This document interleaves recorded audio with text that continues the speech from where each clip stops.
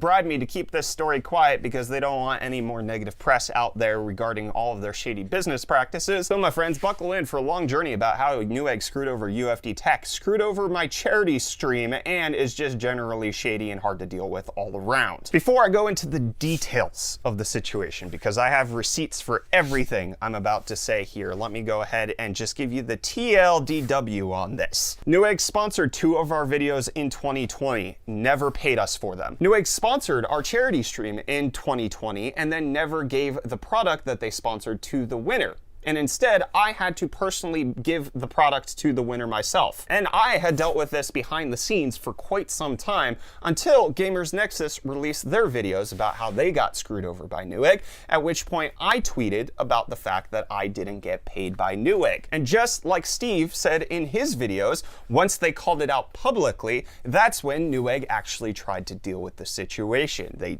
DM'd me on Twitter, they called my phone, they left a voicemail saying that they would send me an email, and then I received an email yesterday with them telling me, hey Brett, we realized after digging through all of the files that, oh yeah, we do indeed owe you for some ad spots that we did for you back in 2020. According to the time frame, you were likely in communication with Dee at Newegg. She left the company almost a year ago, and I'm wondering if that's where the communication fell apart. Regardless, we're inputting 3 times what we owe you into your account as a bonus. You should see it reflect in your account in March as we process bonuses at the end of the month. You can reach out to me, customer service at Newegg service, Rakuten at any time. I work with many of our influencers. It would be hard to grow relationships if payments were missed. Oh yeah, I would think so, Newegg. I also think it's going to be hard for you to grow your relationship with me by trying to pay me hush money to not bring this story to light. And just so you guys know, I declined the payment of 3 times and I told them to donate all of the money to SYNGAP Research Fund, which is the charity that they screwed over when they sponsored it and then didn't fulfill their end of the bargain. I don't want Newegg's money at this point.